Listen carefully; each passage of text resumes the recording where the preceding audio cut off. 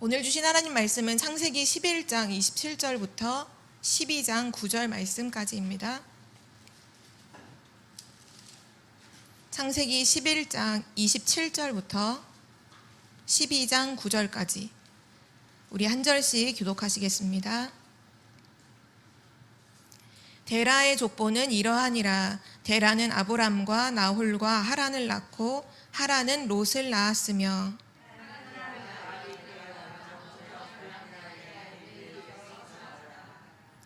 아브람과 나홀이 장가들었으니 아브람의 아내의 이름은 사레며 나홀의 아내의 이름은 밀가니 하란의 딸이요 하란은 밀가의 아버지이며 또 이스가의 아버지더라. 데라가 그 아들 아브람과 하란의 아들인 그의 손자 롯과 그의 며느리 아브람의 아내 사레를 데리고 갈대아인의 우르를 떠나 가나안 땅으로 가고자 하더니 하란에 이르러 거기 거류하였으며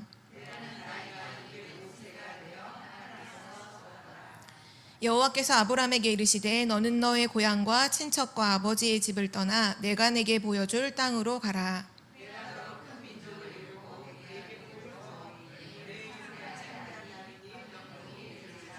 너를 축복하는 자에게는 내가 복을 내리고 너를 저주하는 자에게는 내가 저주하리니 땅의 모든 족속이 너로 말미암아 복을 얻을 것이라 하신지라.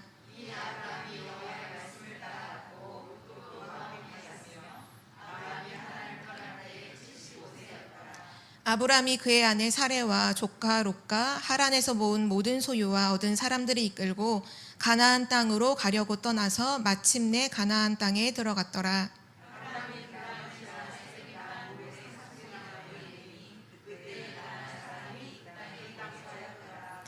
여호와께서 아브람에게 나타나 이르시되 내가 이 땅을 내 자손에게 주리라 하신지라. 자기에게 나타나신 여호와께 그가 그곳에서 제단을 쌓고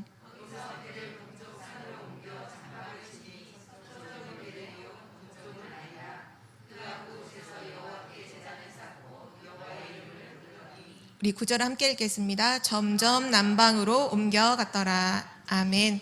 오늘 창세기 13과고요. 부름받은 아브라함입니다.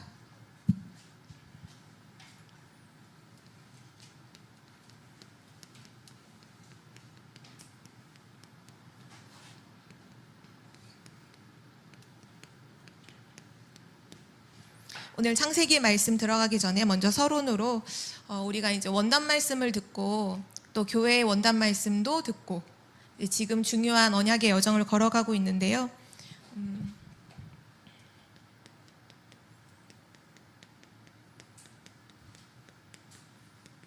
이 축복을 실제 우리는 누려야 하기 때문에 조금만 정리를 하고서 오늘 창세기 말씀을 들어가도록 하겠습니다. 우리는 지금 청주복음교회는 하나님이 원하시는 것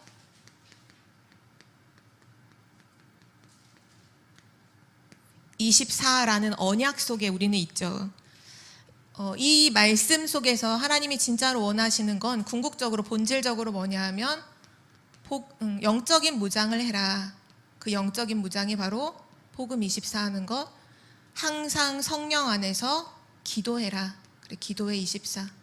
그리고 이 복음의 비밀을 담대히 전달하라, 증거하라. 전도 24. 이게 우리에게 주신 언약이죠. 그렇다면 우리는 오늘이 며칠인가요? 오늘이 1월 19일이죠. 그럼 1월 19일은 어떤 날이냐? 하나님이 원하시는 것에 24하는 1월 19일인 거예요. 그렇게 하루의 날을 시작해 하셔야 돼요. 하나님의 언약을 붙잡은 자가 맞다면 내일 1월 20일은 어떤 날이냐? 하나님이 원하시는 것에 24하는 1월 20일이 되어야 하겠죠. 왜냐하면 우리는 언약을 놓치는 순간 하나님이 원하시는 것과는 상관이 없이 살아가잖아요. 그러니까 내가 원하는 것, 근데 내가 원하는 것도 아니고 실제로는 사단이 원하는 것에 우리 인생을 빼앗길 수 있기 때문에 항상 그날은 뭐냐? 하나님이 원하시는 것에 24 하는 날. 그러면 날마다 우리는 질문해야 돼요. 뭐를 질문해야 되느냐? 오늘 분명히 하나님이 1년 동안 원하시는 것, 내가 가야 할 길은 복음 24, 기도 24, 전도 24인데 그럼 오늘 하나님이 원하시는 것은 무엇일까?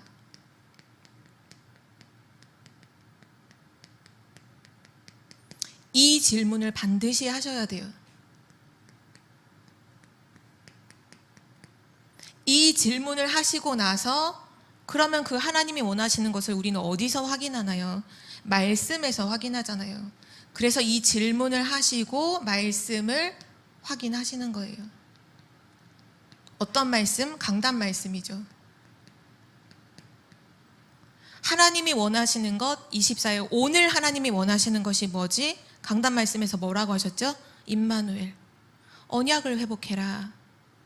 언약 없이 포기 상태, 지금 절망 상태, 다 모든 사람들이 언약 놓치면, 언약 없으면 그렇게 살아가는데 언약을 회복해라. 하나님은 우리와 함께 하신다. 2000년 전에 주신 언약이 아니라 지금 믿을 때의 말씀이 지금 이루어진 것이다. 지금 문제가 여전히 있고 말씀 성취된 게 눈에 안 보이는데요. 상관이 없어요. 믿는 그 순간 하나님의 말씀은 성취된 것이고 성취된 응답은 시간표에 따라 당연히 오게 되는 거죠. 우린 자꾸 성취된 응답을 자꾸 그거 성취됐느냐 안 됐느냐가 응답의 여부로 판단을 하는데 그게 아니라 말씀을 믿는 순간이 말씀이 이루어진 것이구나. 사단을 이길 수 있는 완전한 축복, 재앙을 이길 수 있는 완전한 축복, 흑암을 이길 수 있는 완전한 축복이 임마누엘이라고 하시는구나. 그럼 나 오늘 뭐에 24 하지? 나 오늘 임마누엘 24 해야겠다. 이렇게 답이 너무나 당연히 나오는 거예요. 왜냐하면 질문하는 자에게 말씀이 답이 돼요. 이거 질문 안 하면 또 내 생각대로, 우리는 너무 편하게 내 생각대로 너무 살잖아요. 그게 아니라 강단 말씀을 확인하고 또 그날 오늘의 말씀이 기도수천 말씀이죠. 오늘 기도수천 말씀은 뭐였죠? 영적 시스템. 오늘 하나님이 나에게 원하시는 것이 뭐지? 강단을 통해서는 임마누엘을 누리라고 하시는구나. 그리고 오늘 기도수첩의 현장 메시지로는 뭐라고 말씀하시지? 영적 시스템. 그 어떤 것보다 더 중요한 것이 나의 영적인 상태구나. 내 영적 상태를 하나님께 집중하게 하는 그 영적 시스템 속에 있으라고 하시는구나. 그럼 나는 오늘 하루 그 말씀 따라가는 거예요. 그걸 따라가는 거죠. 이 말씀을 확인한 자에게 비로소 필요한 것이 무엇이냐? 힘이 필요해요. 하나님이 원하시는 것이 이것인데 내가 이것 하기 위해선 진짜 힘이 필요하구나. 근데 이것은 세상의 힘으로도 하는 것도 아니고 내 힘으로 하는 것도 아니다. 그래서 하나님이 구원받은 자에게 약속하신 축복이 뭐냐면요. 원단 말씀 3강에 보면 오늘 우리 아침에 새벽 기도 때 말씀 현장 24 말씀을 봤잖아요. 하나님께서 성경을 통해서 우리에게 약속하신 축복은 두 가지라 하셨어요. 첫 번째가 구원의 축복, 두 번째가 보좌의 축복. 그 보좌의 축복은 왜 주시느냐? 세계복음화 할 수 있도록 능력으로 역사하시겠다라는 것이 바로 보좌의 축복이거든요.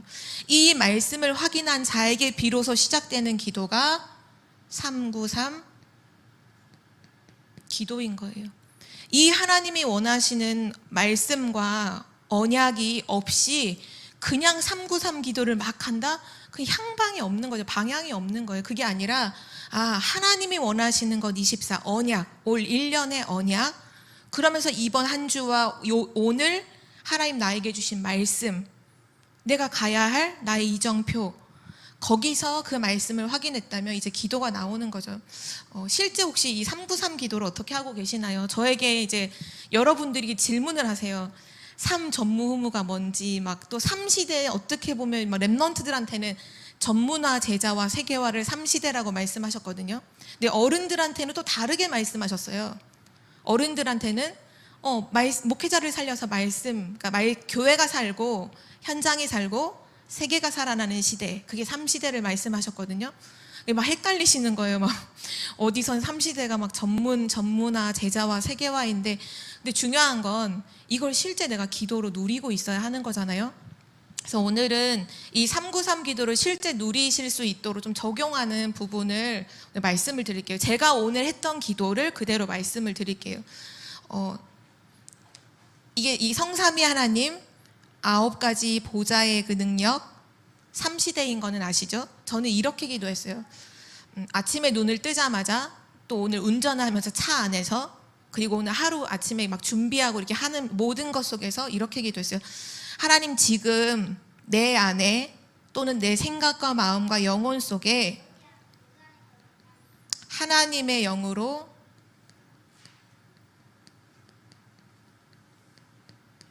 충만하게 하옵소서. 이걸 들숨할 때 했어요.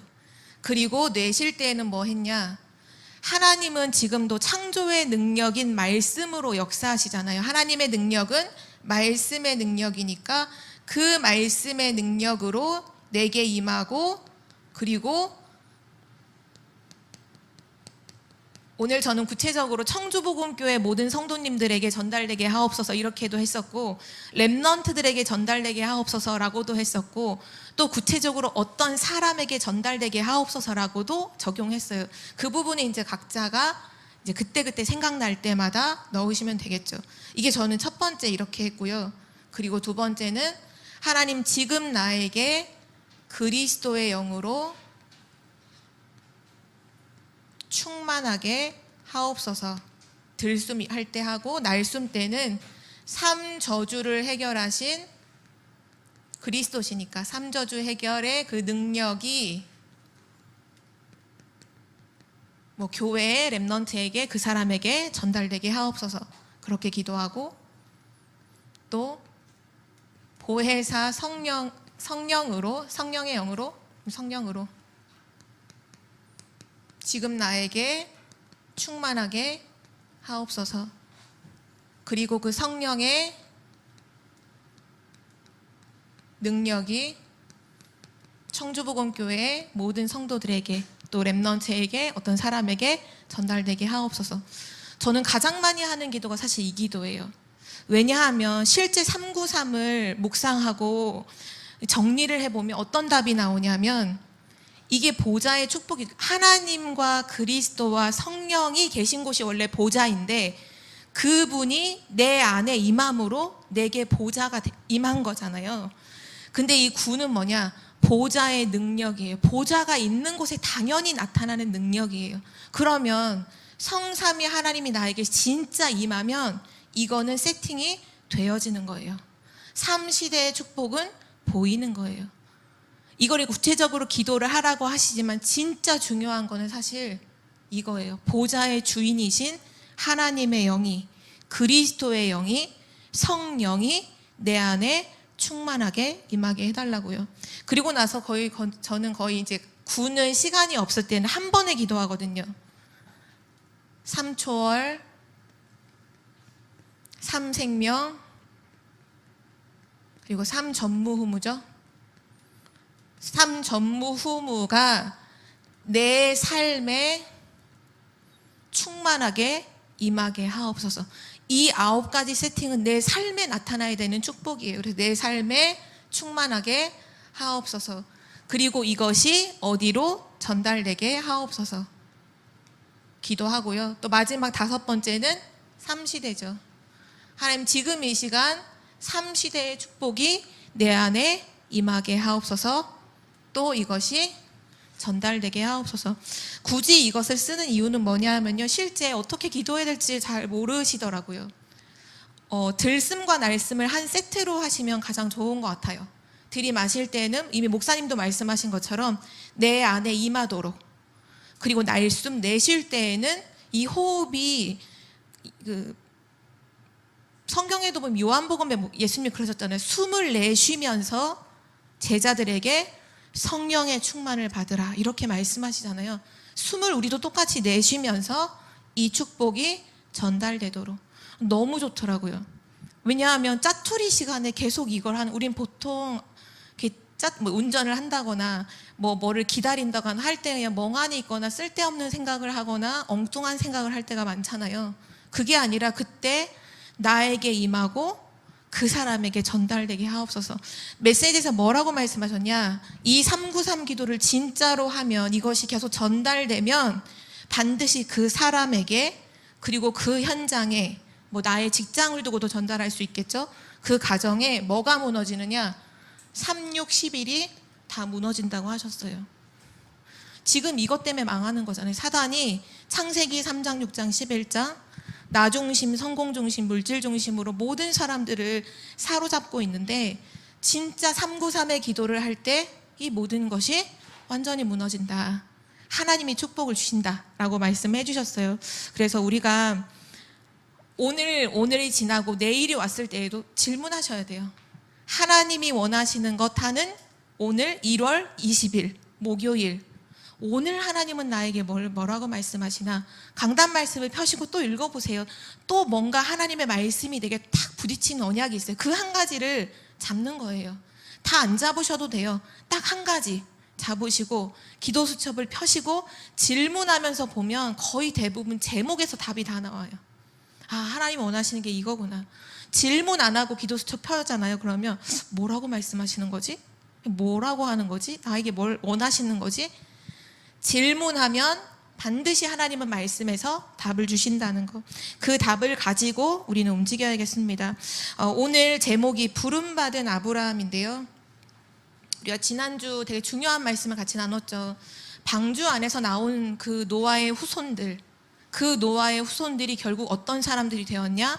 바벨탑을 쌓는 사람들이 되었죠. 그래서 우리에게 주신 메시지가 뭐냐 하면 이 복음의 언약을 후손에게 제대로 전달해라. 진짜 가장 중요하게 전달해라. 왜냐? 이 복음이 시대가 지나면 또 끊어져요. 성경은 말씀하고 있잖아요. 사단은 존재하고 있어요. 사단은 지금도 공격하고 있어요. 24시 하고 있어요. 우리의 후대들을 무너뜨려요. 우리 후대에게서 복음만 깨닫지 못하도록 눈과 귀를 다 가려요. 그래서 하나님이 우리에게 주신 이 복음을 후대에게 전달하는 것, 그 메시지를 주셨는데요. 오늘 이제 하나님이 그 언약이 끊어진 그 시대에 다시 한번 한 명의 인물을 하나님이 지명하여 부르시는 장면이 나와요. 그 사람이 바로 아브라함이에요. 오늘 우리가 읽었던 11장 27절에 보면 그 데라의 족보가 나오죠. 데라는 아브라함의 아버지예요. 데라가 누구의 후손이냐? 노아의 아들 중에 셈의 후손이에요. 셈과 함과 야벳, 이 삼형제 있었던 그 노아의 자녀 중에 첫 번째 셈의 후손이고요. 어디에 살았느냐? 갈대아 우르에 살아요. 28절에 나오죠. 고향 갈대아인의 우르에서 쭉 나오죠. 그 갈대아 우르가 어디냐? 바벨탑을 쌓았던 지역이에요. 그 우르, 바로 바벨탑을 쌓았던 바로 그 땅이 갈대아 우르예요. 거기서 그럼 데라는 어떤 일을 하며 살았을까요? 우상장사였어요. 하나님을 완전히 떠나서 언약이 없이 그 시대의 그 모든 사람들은 바벨탑을 쌓다가 다 무너지고 흩어지고, 언어가 다 흩어져서 다 흩어지고, 그 지역에 그대로 남아서는 있지만 뭐 하면서 밥을 먹고 사느냐? 우상을 팔면서 밥을 먹고 살아요. 바로 그 땅, 바로 그 우상 숭배하는 가정에서 하나님이 오늘 아브라함을 부르십니다. 오늘 아브라함을 부르신 이 장면이 오늘 나를 하나님이 부르셨다라는 부분을 확인해야 하고요. 또 아브라함을 부르실 때 하나님이 갖고 계셨던 오늘 계획을 언약을 통해 확인하게 될 텐데, 하나님이 나를 부르신 이유가 뭐고 나에게 갖고 계신 계획이 바로 이거구나. 그거를 언약으로 확인하고 붙잡는 은혜가 있기를 기도합니다. 오늘 첫 번째인데요. 하나님께서 아브라함을 부르신 이유입니다. 원래 아브라함이 여기서는 지금 아브람으로 나오죠. 아브람.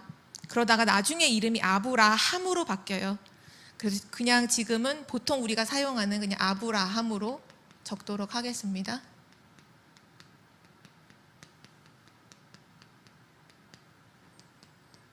바로 나를 부르신 이유이기도 합니다. 오늘 메시지에서 보면 갈대아 우르에서 아브라함을 부르시죠. 사실 성경에 보면 이때 아브라함이 살고 있던 동시대에 살고 있었던 굉장한 동방의 의인이 있어요. 누군지 아세요? 욥이에요. 욥이 이 시대의 사람이에요. 근데 하나님이 믿음의 조상으로 욥을 차라리 부르시면 지금 하나님을 경외하고 동방의 의인으로 하나님을 잘 믿는 욥을 부르시면 세계복음하기 더 편하실 수 있잖아요. 그런데 하나님이 욥을 부르신 게 아니라 아브라함을 불러서 한 민족을 이루게 하시고 이 복음, 이 그리스도가 오게 하는 그 혈통으로 사용하시거든요. 이유가 뭘까요? 하나님이 아브라함을 부르신 이유는요, 죄인을 건지시기 위해서예요. 하나님이 구원의 계획을 왜 갖고 계시느냐? 죄인을, 의인을 위해서가 아니라 죄인을 건지시기 위해서 아브라함을 갈대아 우루 바벨탑을 쌓았던 그 재앙 지역에서 아브라함을 부르시죠. 그 부르시고 나서 뭐라고 말씀하시냐? 너는 너의 고향과 친척과 아버지의 집을 떠나라. 그게 뭐냐? 바로 우상에서 건지시기 위해서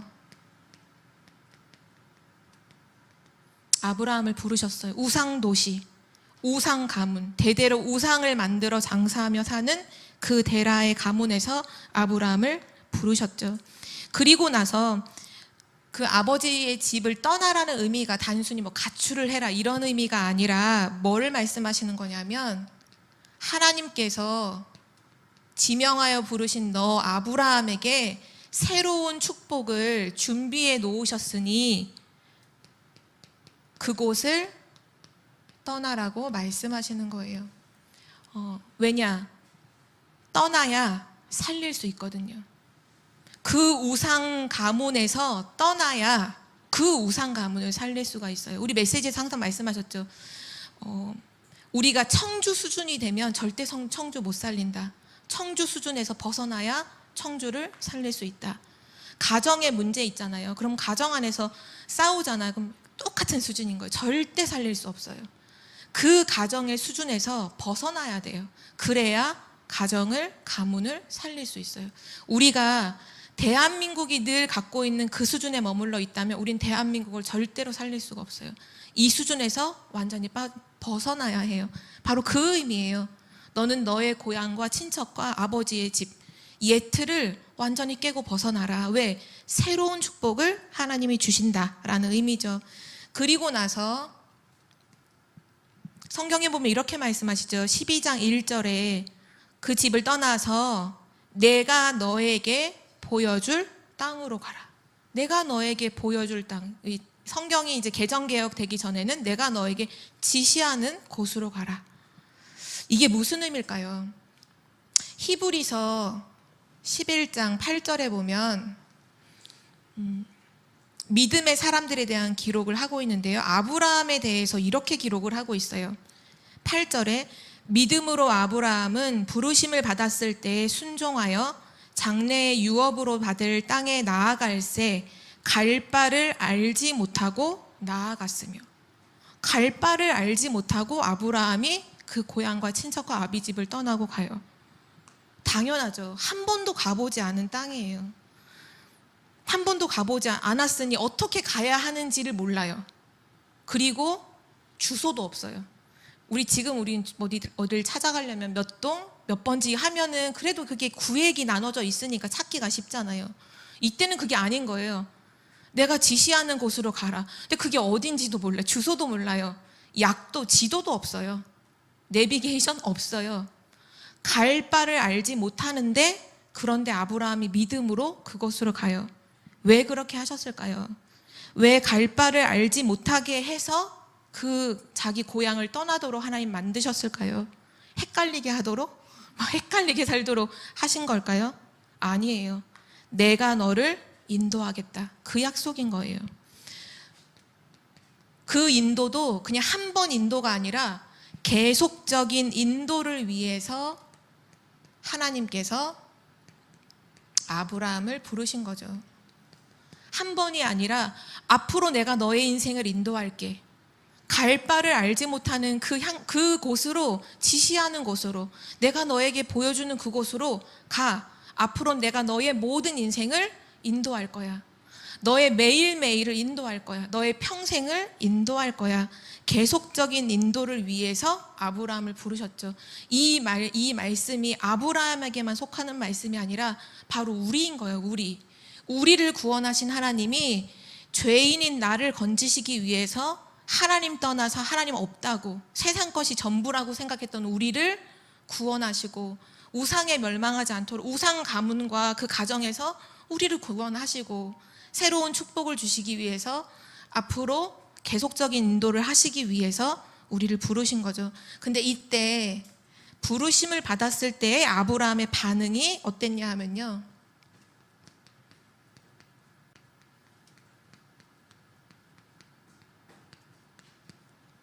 네 하나님 하고 이렇게 따라간 건 아니었어요. 왜냐하면 처음에는 아브라함은 이게 뭔지를 몰랐어요.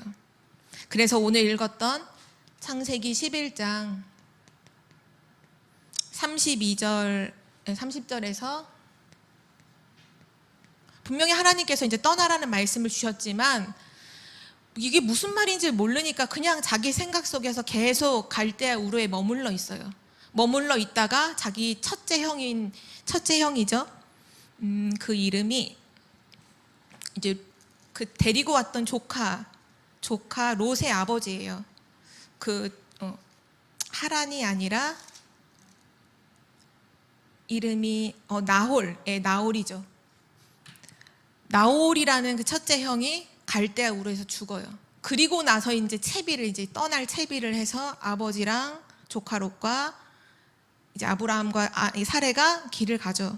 근데 가긴 가는데 지시하신 곳으로 안 가고 가다가 하란이라는 땅에 그냥 가다가 왜 여기 머물렀는지 이유는 그냥 마음에 들었나 봐. 이 땅에 마음에 들었는지 가다가 여기에 그냥 멈춰서 다시 터를 잡고 여기서 살아요. 그러다가 아버지가 돌아가시죠. 여기서 이제 깨달은 거예요. 아, 이거 아니구나. 하나님이 가라고 하신 곳으로 가야겠구나. 다시 한번 하나님이 아브라함에게 그래서 말씀을 주시죠. 그게 바로 창세기 12장 1절에서 3절이에요. 너는 너의 고향과 친척과 본토 그 아비 집을 떠나서 내가 너에게 보여줄 땅으로 가라 할 때 아브라함이 어떻게 반응하죠? 가긴 가는데 조카를 데리고 가요. 이때 보통 조카 롯이 보면 막 나이가 어린 6살이라서 부모님이 죽고 막 고아가 되니까 케어할 사람이 없어. 이게 아니에요. 나이를 보면 이 하란에서 아브라함이 떠날 때 75세예요. 이 조카 롯은 성인이에요. 돌봐주려고 데리고 가는 게 절대로 아니라 자기 후손 삼으려고 데리고 가는 거예요. 자기의 어떤 갖고 있는 동기를 챙겨서 가는 거죠. 보통 이거를 잘 모르시면은 어린 조카를 데리고 가서 케어하니까 그럼 조카를 버리고 가냐, 어떻게 이렇게 그럴 수 있냐 할 수 있겠지만 그게 아니에요. 조카 롯을 다 큰 성인임에도 불구하고 자기 후손 삼으려고 내가 너로 큰 민족을 이루고 막 말씀하시는데 상관이 없어요. 하나님이 지금 나이가 75세인데 자녀도 한 명 없는데 아무리 하나님이 내가 너로 큰 민족을 이루고 아무리 말씀을 하셔도 믿어지지가 않는 거죠. 그러니까 불신앙과 인본주의를 쓰면서 반응을 해요.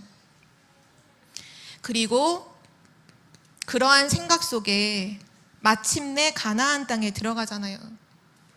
근데 마침내 가나안 땅에 딱 들어갔는데 들어가자마자 뭐가 딱 생기느냐? 가나안에 기근이 온 거예요.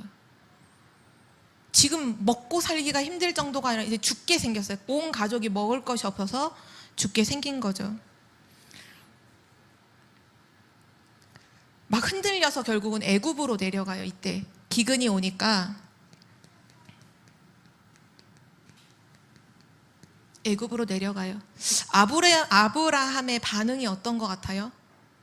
하나님이 말씀하시고 언약하시는데 계속 뭔가 이 세 가지를 못 버리는 거예요. 불신앙, 인본주의, 동기. 하나님은 우리를 부르실 때 완벽하게 우리를 부르셨어요. 그 말은 모든 것을 예비해 놓으시고 모든 축복을 준비해 놓으시고 우리를 부르셨어요. 그런데 많은 사람들이 이 부분을 깨닫지를 못해요. 사실 아브라함도 마찬가지였죠. 그래서 끝까지 뭐를 못 놓느냐? 불신앙을 놓지 못해요. 나는 지금 자녀가 없다. 그래서 반드시 조카 롯을 데려가서 후손을 삼아야 된다. 기근이 와요. 하나님이 나를 인도하셨으면 계속적인 인도하신다고 했으니까 나를 통해서 천하만민이 복을 받게 되고 모든 민족을 이루게 된다고 말씀하신 하나님이 그 가나안 땅의 기근 정도로 내가 굶어 죽게 한다라면 언약과 안 맞는 거잖아요. 언약보다는 상황, 현실, 내 생각, 그래서 인본주의와 동기를 버리지 못하는 것이 바로 아브라함의 반응이었어요. 그러니 아브라함은 어떻게 되었을까요? 실패를 계속하는 거예요. 실패를 연속하는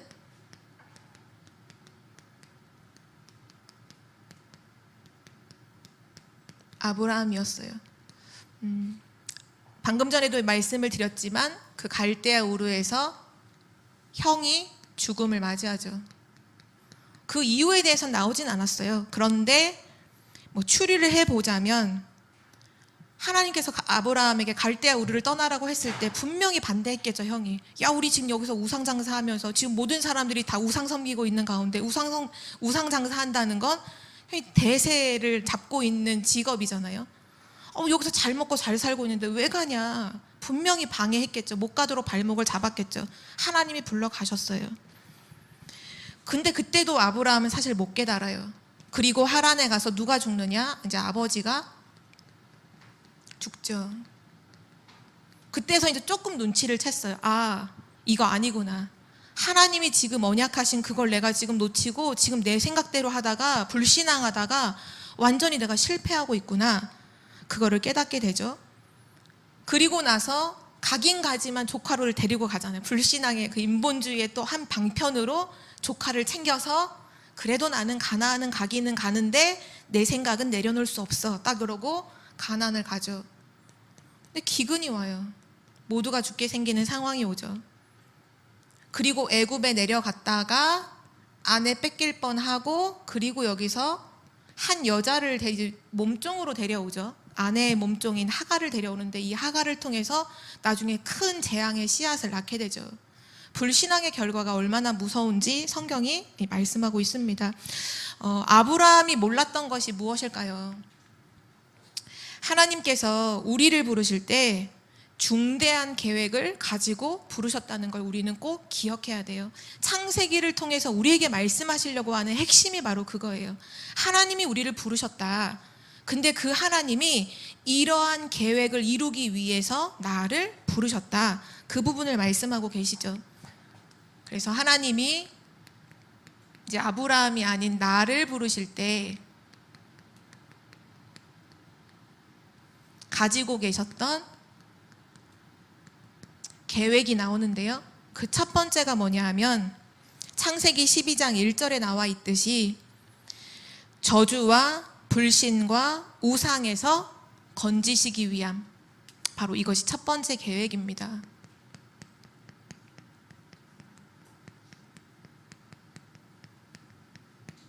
하나님이 원하시는 첫 번째가 뭐냐? 저주와 불신과 우상에서 우리를 건지기 원하시는 거죠. 여기 있으면 죽는 거예요. 그래서 뭐라고 말씀하면 빨리 나와라. 거기 있지 말고 빨리 나와라. 하나님이 원하시는 게 바로 이거예요. 그리고 나서 내가 너로 이렇게 말씀하시죠. 하나님이 우리를 이렇게 하신다는 거예요. 바로 믿음의 조상으로 우리를 삼으시길 원하세요. 하나님은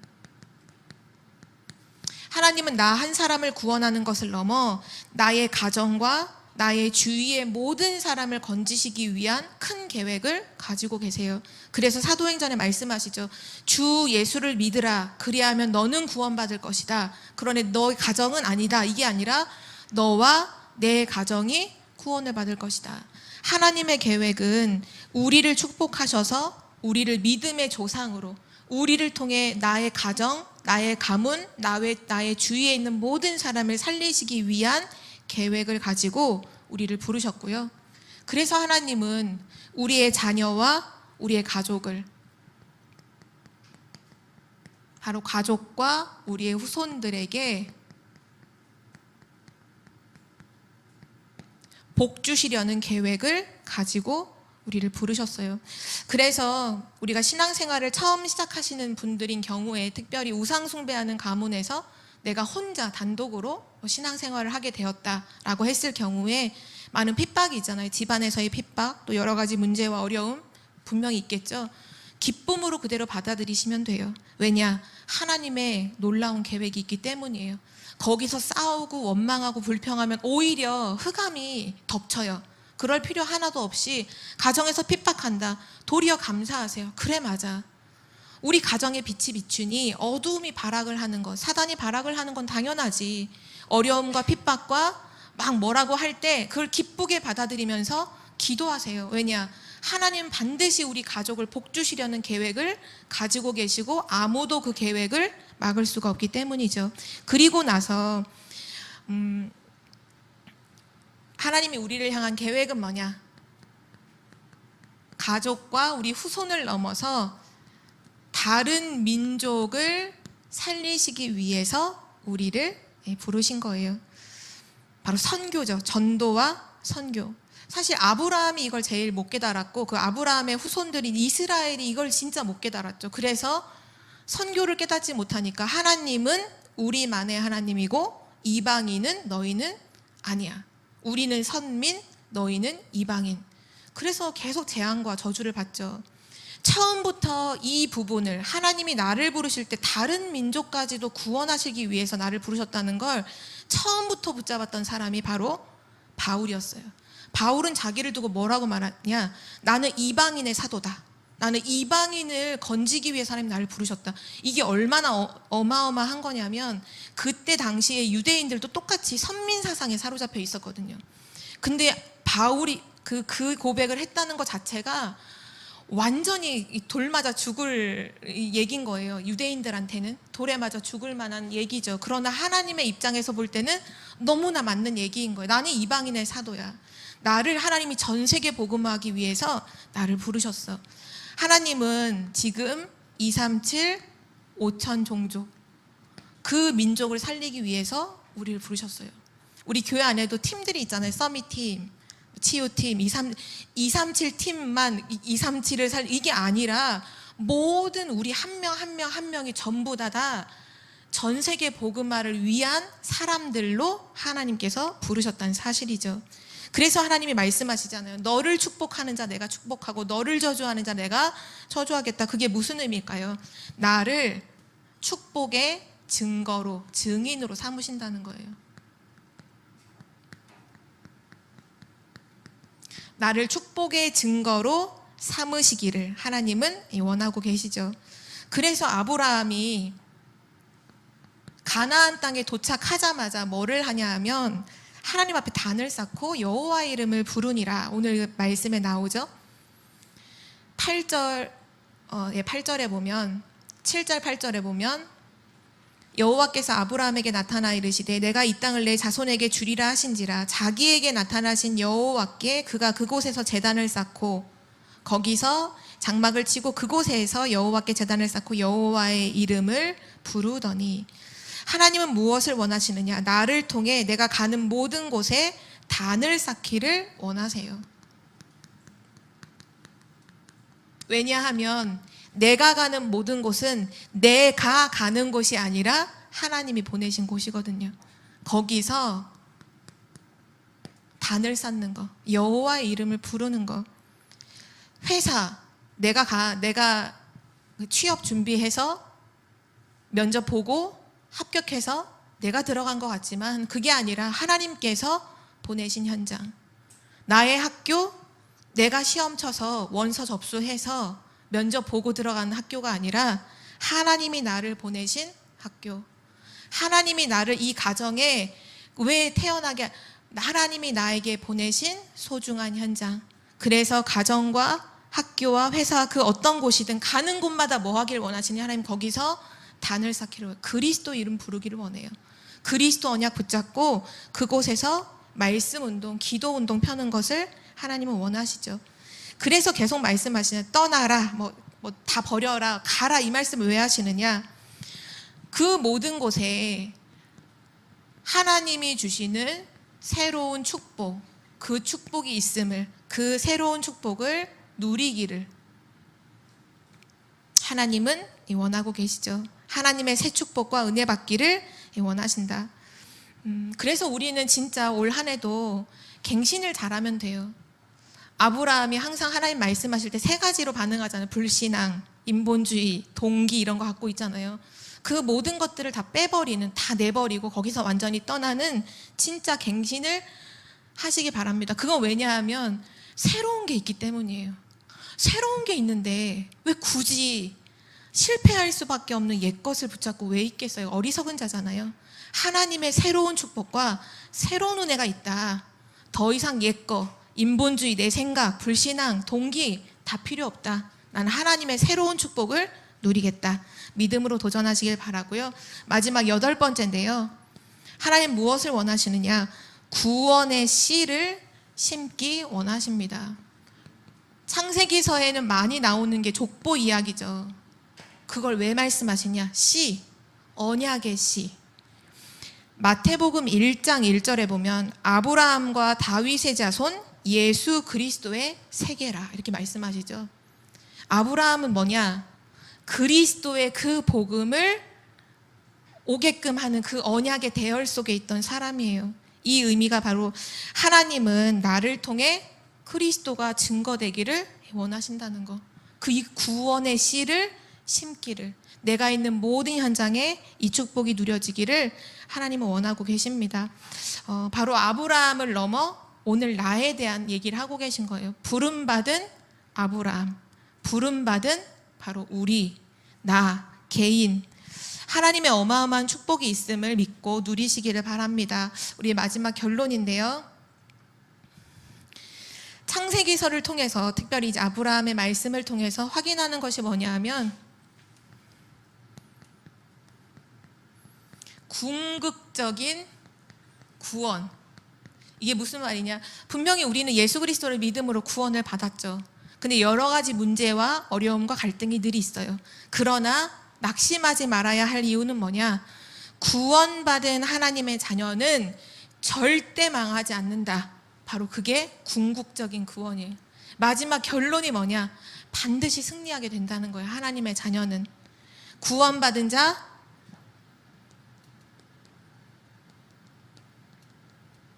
절대 망하지 않는다. 왜 안 망할까요? 반드시 하나님이 인도하시고 언약을 이루시기 때문이죠.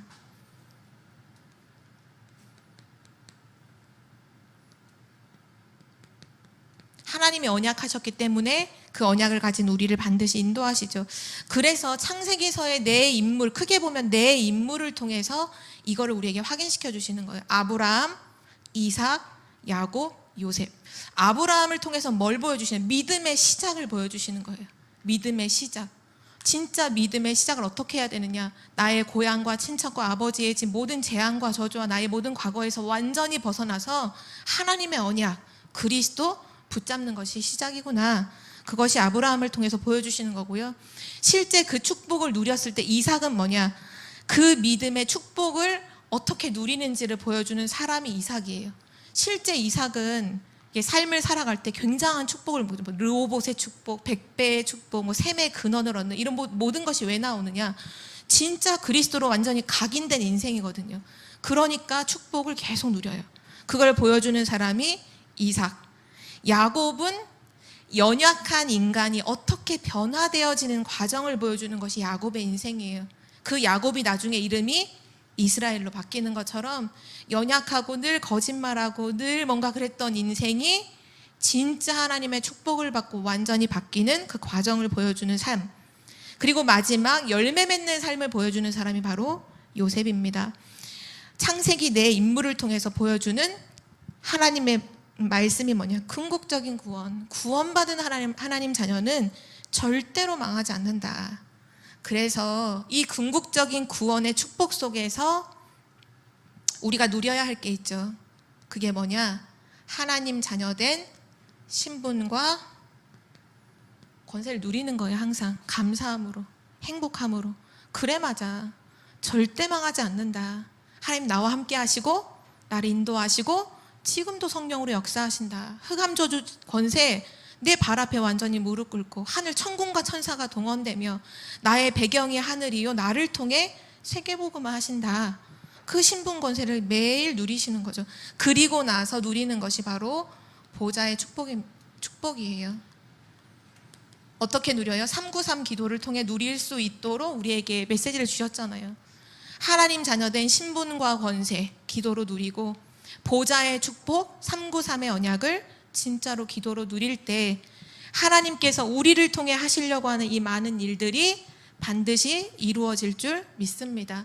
오늘 굳게 언약 붙잡고 부름받은 아브라함처럼 우리 가정과 가문을 살리는 그 한 사람으로 서시기를 기도합니다. 하나님 아버지 감사합니다. 저주와 재앙 가운데 있던, 그리고 우상 숭배하던 우리를 하나님께서 먼저 사랑하여 주시고 우리를 지명하여 불러주셔서 복의 근원으로, 축복의 사람들로, 믿음의 조상으로 인도하여 주심을 감사드립니다. 내 모든 불신앙과 인본주의와 동기를 완전히 버리고 언약 굳게 붙잡는 한 사람으로 서게 하여 주옵소서. 우리를 통해 가정이 살고, 우리를 통해 나라가 살고, 전 세계가 살아나게 하실 줄 믿습니다. 이 언약을 붙잡고 신분과 권세를 기도로 누리며 393 보좌의 축복을 기도로 누리는 2022년 되어지도록 인도하여 주옵소서. 감사드리며 예수 그리스도의 이름으로 기도드립니다. 아멘.